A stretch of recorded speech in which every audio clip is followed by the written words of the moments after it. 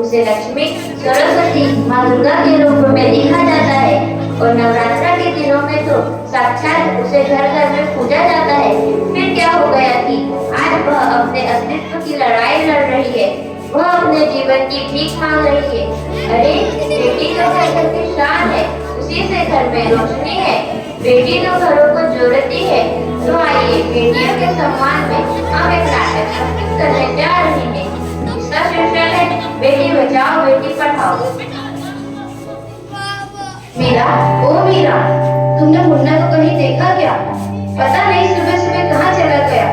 अभी उसने कुछ खाया भी नहीं, दूध भी नहीं पिया और स्कूल जाने की तैयारी भी तो करनी है। नहीं माँ, मैंने तो मुन्ना को नहीं देखा। मैं तो सुबह से बर्तन ही धो रही हूँ। माँ, मुझे भी स्कूल जाना है। मुझे पढ़ना लिखना बहुत अच्छा लगता है। मेरा भी दाखिला स्कूल में करा दो ना माँ। ए छोरी, बड़ी है स्कूल जाने वाली, घर के काम काज अच्छे से सीख ले। आगे चलकर यही तेरे काम आने वाले। पढ़ लिख कर कौन सा तुझको कलेक्टर बनना है? जल्दी जल्दी बर्तन साफ कर। माँ जी, मीरा को भी स्कूल में दाखिला दिला दीजिए ना, उसे भी पढ़ना लिखना जरूरी है। तू चुप कर, पढ़ना लिखना ये तो केवल लड़कों का काम है। उन्हें आगे चलकर घर गृहस्थी की जिम्मेदारी संभालनी होती है।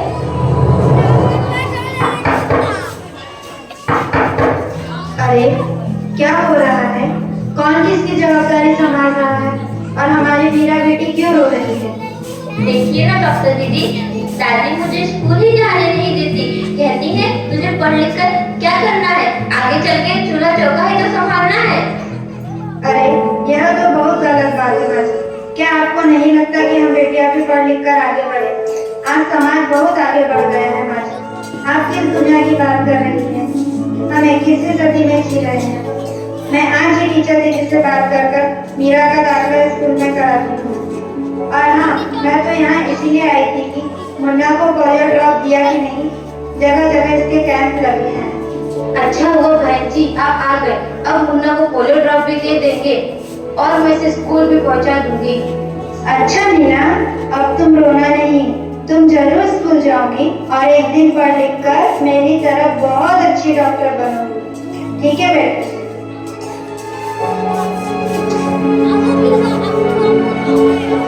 बहू, जरा एक गिलास पानी तो लाना। अभी नहीं बाबूजी। ये लीजिए बाबूजी। अरे ये देखो, अखबार में प्यारी बेटी के बारे में कितनी सुंदर कविता आई है। आओ मैं तुम्हें यह कविता पढ़कर सुनाता हूँ। कहती बेटी बाहर पसार, मुझे चाहिए प्यार भरा। बेटी की अनदेखी क्यों करता है निष्ठुर संसार। सोचो जरा हमारे बीच बसा सकोगे घर परिवार। गर्भ से लेकर यौवन तक मुझ पर लटक रही तलवार। मेरी व्यथा वेदना का अब हो स्थायी उपचार। जब माई जग में न होगी तो तुम जन्म किससे पाओगे।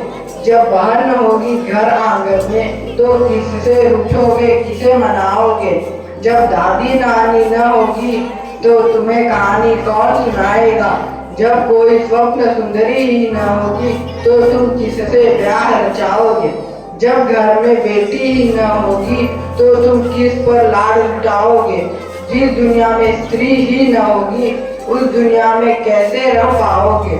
जब तेरे घर में बहू ही न होगी तो कैसे वंश आगे बढ़ाओगे। नारी के बिन जग सूना है, तुम ये बात कब समझ पाओगे। हाँ तो भाग्यवान, कैसी लगी यह कविता, है ना मजेदार? काहे की मजेदार कविता, मुझे नहीं आई पसंद। अरे कोई घर में है क्या? आइए आइए टीचर दीदी, हम आप ही का इंतजार कर रहे थे। हाँ जरा मैं कुछ दिनों के लिए बाहर चली गई, इसलिए यहाँ नहीं आ पाई। डॉक्टर बहन जी कह रही थी आपने मीरा का अभी तक दाखिला नहीं कराया। ये तो बहुत होनहार छात्रा है, हमेशा अच्छे अंक लेकर उत्तीर्ण होती है। हाँ मैं भी तो यही चाहती हूँ कि मीरा स्कूल जाए, खूब पढ़े, और मेरी यहाँ सुनता कौन है। हाँ हाँ खूब पढ़ाओ लड़की को और वहाँ भेजो। जब कुछ गलत सलत हो जाएगा ना तो मुंह छुपाने की भी जगह नहीं मिलेगी। अरे माँ जी आप कहाँ की बात कहाँ लेकर बैठ गए। मीरा को 10वीं तक तो पढ़ाई पूरी करने दीजिए, आगे की पढ़ाई के बारे में बाद में सोचेंगे। हाँ टीचर दीदी, हम मीरा को अवश्य स्कूल भेजेंगे।